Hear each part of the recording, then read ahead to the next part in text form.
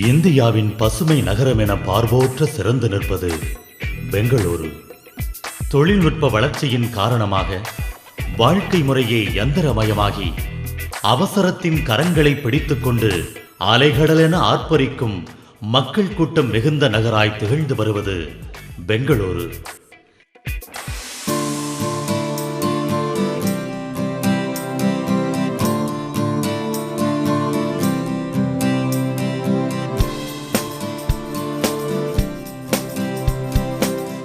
இப்பெருநகரில் பயணிக்கும் பாதங்கள் பரபரப்போடு பயணித்தாலும் ஆறுதலுக்காகவும் ஆன்மீக தேவைகளுக்காகவும் நிலையான நிம்மதிக்காகவும் நிதானமாக அதே நேரம் ஆனந்தம் தேடும் ஆர்வத்தோடு பயணிக்கும் நம்பிக்கை சரணாலயமாக திகழ்கிறது பெங்களூரு சிவாஜி நகர் புனித ஆரோக்கிய மரியன்னை பசிலிக்கா.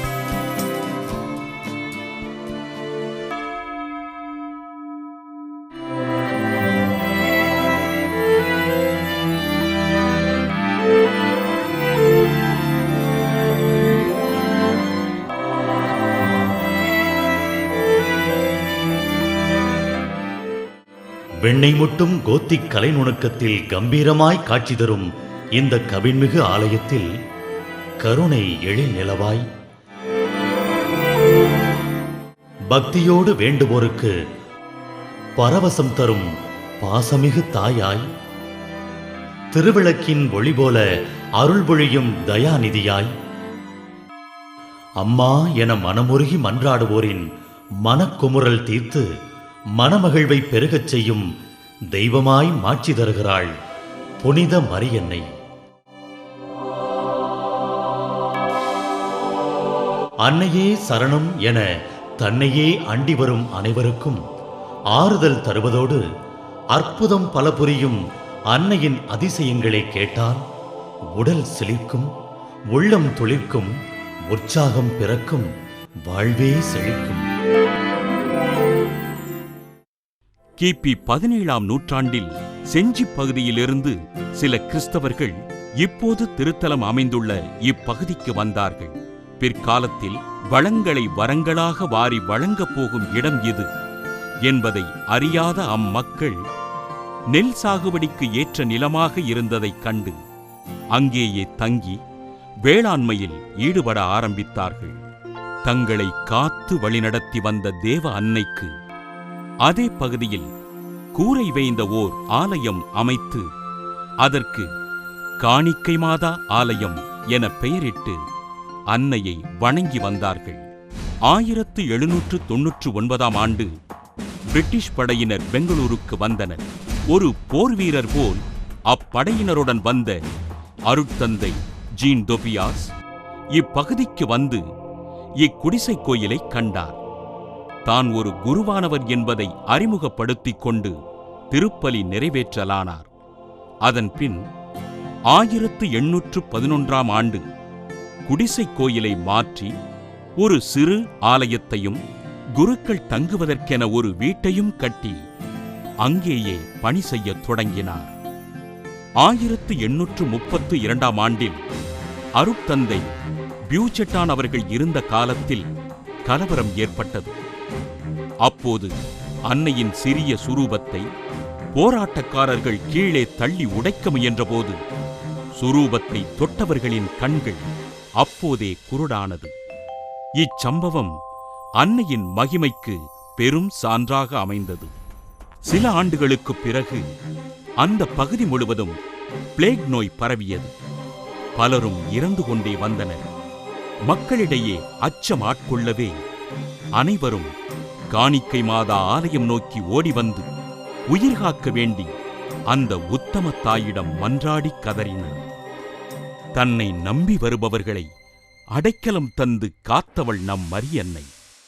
பிளேக் நோயிலிருந்து அனைவரையும் அப்பொழுதே ஆரோக்கியம் தந்து காத்ததால் காணிக்கை மாதா என்று அழைக்கப்பட்டார். அன்றே ஆரோக்கியமரி என்றும் அனைவராலும் அழைக்கப்படலானாள். ஆரோக்கிய மரியன்னையின் புதுமைகள் நாளுக்கு நாள் அதிகரிக்க அன்னையின் புகழ் அகிலம் முழுவதும் பரவத் தொடங்கியது. அன்னையின் சிற்றாலயம் அன்றாடம் பக்தர்களால் நிரம்பி வழிய ஆரம்பித்தது. 1875ஆம் ஆண்டு ஆரோக்கிய மரியன்னை ஆலயத்தின் பங்கு தந்தையாயிருந்த ஈ.எல். கிளைனர் அடிகளார் தற்போதிருக்கும் ஆலயத்தை கட்டத் தொடங்கினார். 1882ஆம் ஆண்டு அன்னை மரியின் பிறந்த நாள் தினமான செப்டம்பர் 8ஆம் தேதி மோன்சிங்கர் ஜோன்ஸ் மரிய கவுடா அவர்களால் இவ்வாலயம் புனிதப்படுத்தப்பட்டு அர்ச்சிக்கப்பட்டது. மேற்கு ஐரோப்பிய கட்டிடக்கலையான கோத்திக் முறையில் பிரெஞ்சு கட்டிடக்கலை நிபுணர்களால் வடிவமைக்கப்பட்டு உருவாக்கப்பட்டிருக்கிறது நம் அன்னையின் பேராலயம்.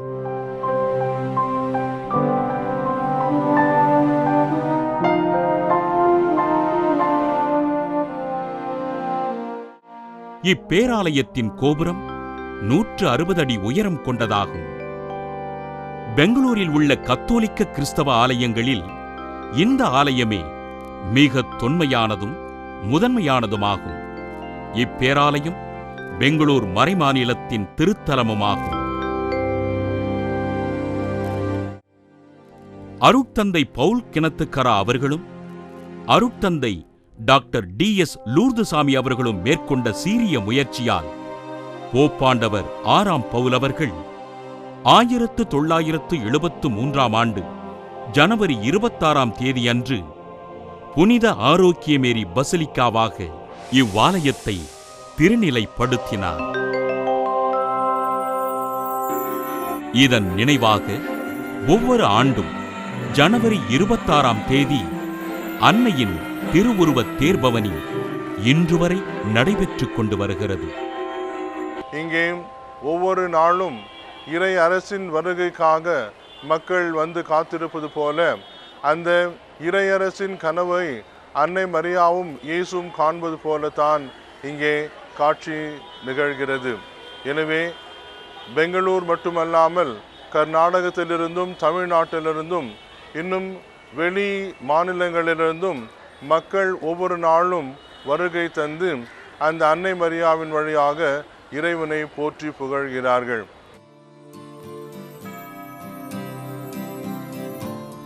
திரும்பும் திசையெல்லாம் ஆரோக்கிய மரியன்னையின் ஆன்மீக அன்பு தென்றல் வீசும் இந்த அருட்தலத்தில் அன்னையிடம் வேண்டுதல் புரிவதற்காக ஆலய வலப்புறத்தில் அன்னையின் சொரூபம் தாங்கிய ஜெபக்கூடம் அமைந்துள்ளது.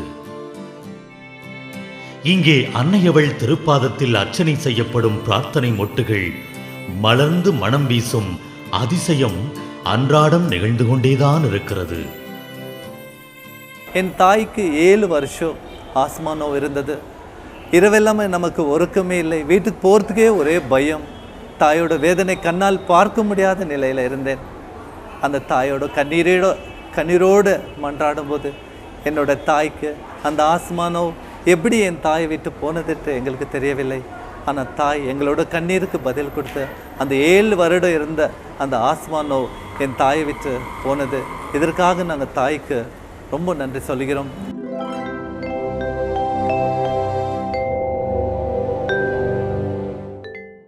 கைகளில் பூக்களோடு மெழுகேற்றி அன்னையின் பாதங்களில் வைத்து வேண்டும்போது அவளின் ஆசீர் அபரிவிதமாய் கிடைக்கும் என்கிற விசுவாசம் மேலோங்குகிறது.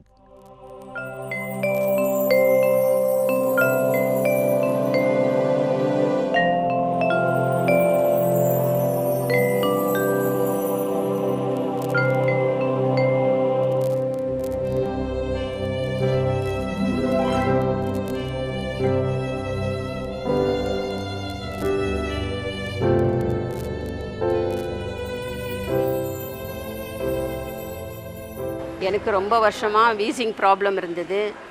நானும் மாதா கிட்ட தான் வேண்டிக்கின்னு நான் கீழே கூட படுக்க மாட்டேன். தலாணி வச்சு தான் உயரமாக படுப்பேன். அந்த மாதிரி ஒரு வீசிங் ப்ராப்ளம் இருந்தது.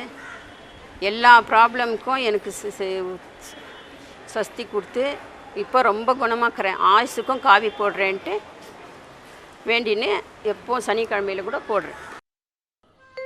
இறைமகனின் பால் பற்றுதல் கொண்டு இறை இயேசுவுக்காய் தங்களையே அர்ப்பணித்த புனிதர்களான அந்த தெய்வீக சின்னங்களை நினைவுகூர்வதற்கும் புனிதர்களின் வழியாக வேண்டுதல் புரிவதற்கும் ஆலய வலப்புறத்தில் புனிதர்களின் திருவுருவம் தாங்கிய சுரூபங்கள் நிறுவப்பட்டுள்ளன.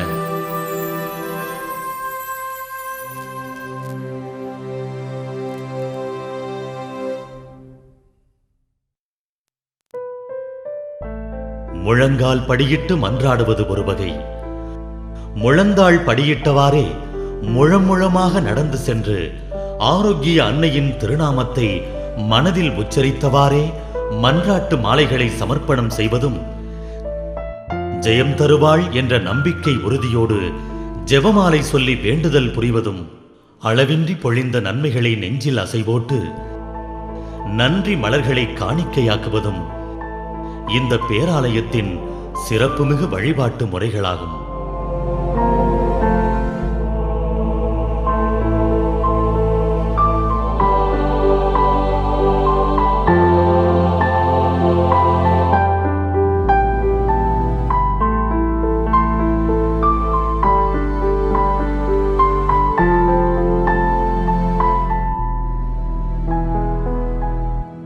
என் மனைவி இறந்துடுச்சு. என் மனைவி இறந்த மேலே எங்கள் மாமியார் அவங்கெல்லாம் என் மகளை கூட்டின்னு போய் வளர்க்குறேன்ட்டு கூட்டின்னு போய் வச்சுக்கின்னு எனக்கு பார்க்க விடாத பண்ணிட்டாங்க.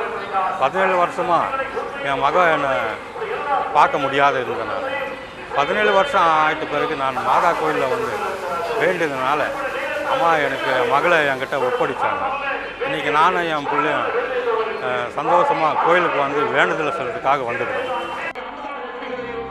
பெங்களூர் மட்டுமல்ல, கர்நாடக மாநிலமே விழாக்கோலம் காண்பது மரியன்னையின் பிறந்த தினமான செப்டம்பர் 8ஆம் தேதி. திருவிழாவிற்கு 9 நாட்களுக்கு முன்பு பேராயரால் கொடியேற்றப்படும். நம் மரியன்னையின் திருவுருவம் தாங்கிய அவ்வெளிமிகு கொடியை காண வருவோரின் எண்ணிக்கையோ கணக்கில் அடங்கா.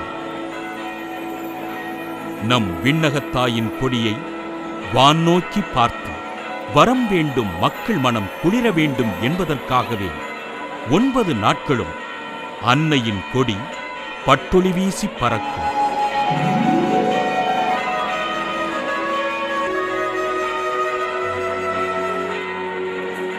செப்டம்பர் 8ஆம் தேதியன்று விமரிசையாகவும் பக்தி பெருக்கோடும் நடைபெறும் அலங்கார தேர்பவனிக்குப் பிறகு அன்னையின் திருவுருவக் கொடி கீழிறக்கப்படும்.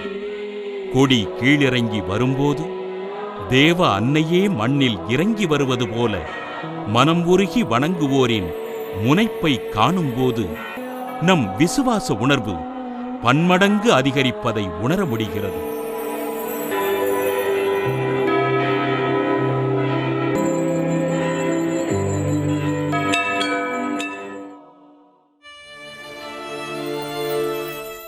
உப்பு கலந்த கண்ணீர், கவலைகள் அனைத்தும் காணாமல் போய்விடும் என்ற நம்பிக்கையில் உப்பை காணிக்கையாக்குவதுடன் அதை உண்டும் செல்கிறார்கள்.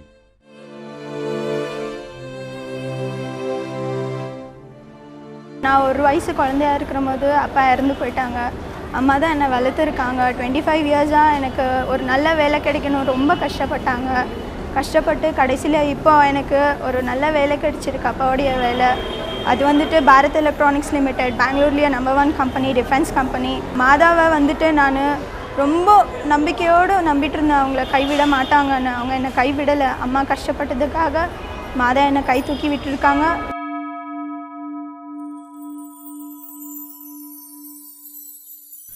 மரியன்னையின் திருவுருவ சொரூபத்தையும் திருவுருவம் தாங்கிய திருப்படத்தினையும் பக்தியோடு அணுகி முத்தமிடுவதும், பரவசம் பெற்ற அனுபவத்தோடு அவளது பரிவினை எண்ணி புலகாங்கிதம் அடைவதும் இந்த ஆலயத்தினை அண்டி வரும் பக்தர்களின் அளவிலா நம்பிக்கைக்கு அத்தாட்சி. இது அன்னையவள் தரும் ஆன்மீக எழுச்சி.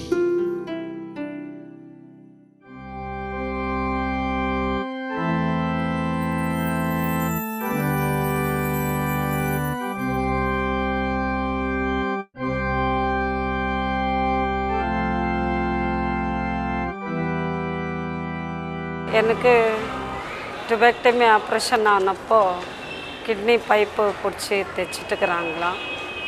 அது எப்போ பார்த்தாலும் எனக்கு வயிறு வலின்ட்டு வரும். எனக்கு டைம் வேறு கொடுத்துட்டு இருந்தாங்கோ, இந்த இத்தனை வருஷத்துக்குள்ளேயே நீ போயிடுவேன்ட்டு. ஆனால் நான் மாதா கிட்ட எங்கள் வீட்டுக்கார் கூப்பிட்டுன்னு வந்து என்னை மாதா புண்ணியத்திலே எனக்கு சரி பண்ணார். இப்போ எனக்கு அந்த வலி இல்லை. சிவாஜி நகர் புனித ஆரோக்கியமரி பசிலிக்காவில் ஒவ்வொரு மாதத்தின் முதல் சனிக்கிழமையும் சிறப்பு பெற்ற நாளாகும். அன்று ஒரு திருவிழா நடப்பது போன்று காட்சியளிக்கும்.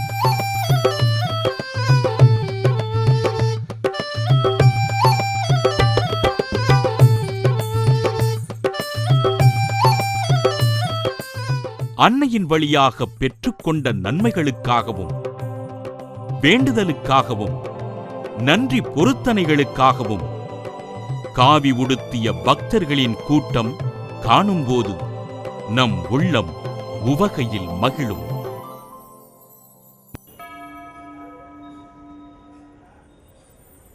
அன்று காலை 10 மணிக்கு நற்கருணை பவனி நடைபெறும்.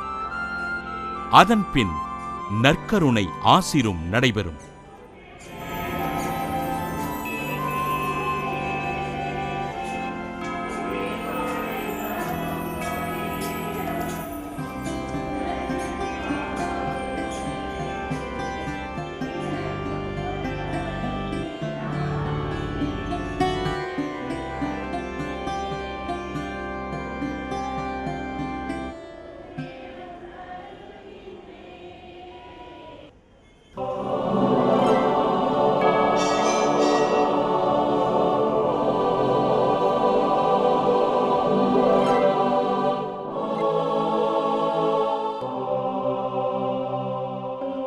இறைமகன் இயேசு நம்மை மீட்பதற்காக தன் ஆவியை கையளித்த அந்த நேரத்தின் நினைவாக மாலை 3 மணிக்கு டிவைன் மெர்சி பிரேயரும் அதன்பின் நடைபெறும் அன்னையின் சுரூப ஆசீரும் மிகவும் பிரசித்தி பெற்ற ஒன்றாகும்.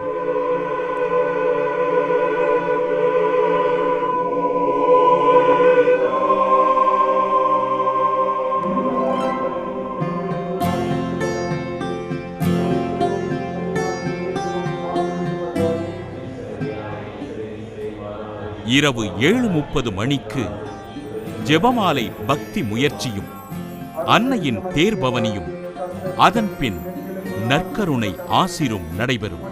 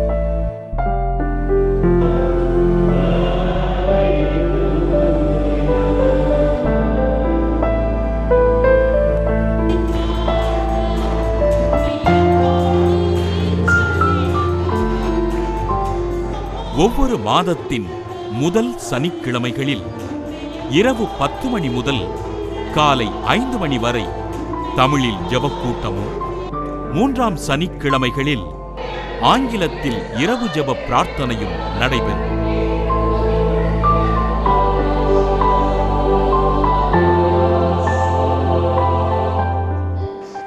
என் பேர் ரோஸ்லின் ஜோசப். எங்கள் அக்காவுக்கு உடம்பு நல்லா இல்லாமல் இருந்தது.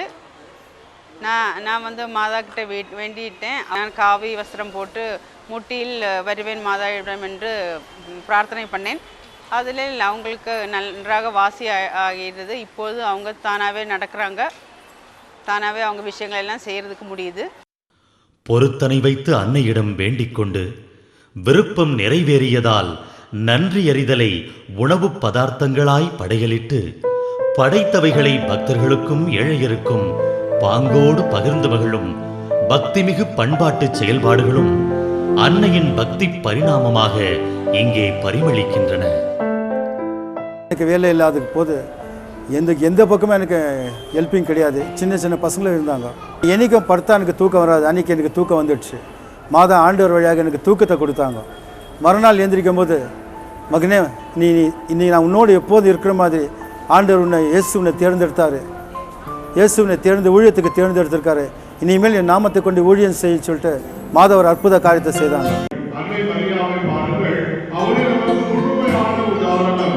மரியன்னையின் அருட்தலத்தில் அருட்தந்தையர்களால் நடத்தப்படும் ஜெப வழிபாடுகள் உள்ளத்தை சீர்தூக்கி பார்க்கச் செய்வதோடு நேர்வழியில் நடக்கவும் ஆன்மீக வாழ்வில் நிலைத்திருக்கவும் துணை செய்கிறது. தோண்டி நம்மை நிலைப்படுத்துகிறது.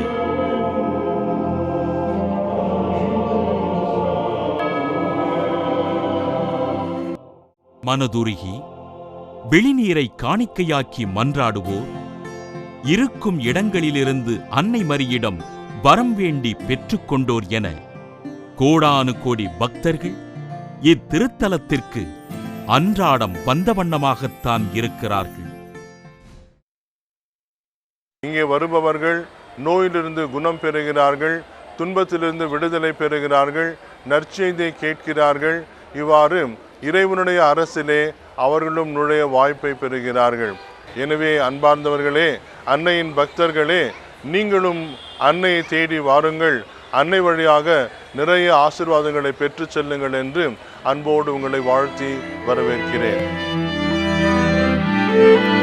கசந்து போன வாழ்வில் வசந்தம் காண வேண்டுமா? வாருங்கள் சிவாஜி நகர் புனித ஆரோக்கிய மரியன்னையிடம். இருள் சூழ்ந்த வாழ்வு ஒளி காண வேண்டுமா? வாருங்கள் சிவாஜி நகர் புனித ஆரோக்கிய மரியன்னையிடம். தங்க மகன் இயேசுவை செங்கரத்தில் தாங்கி மங்கள தாயாய் வீற்றிருக்கும் சிவாஜி நகர் புனித ஆரோக்கிய மரியன்னையிடம் நம்பிக்கையோடு சென்றால் நலம் காணச் செய்வாள், வாழ்வில் வளம் காணச் செய்வாள். அந்த சுந்தர வதனமுடைய சந்தன தாயிடம் சரணாகதி அடைவோம், வாழ்வில் சிகரம் கண்டு உயர்வோம்.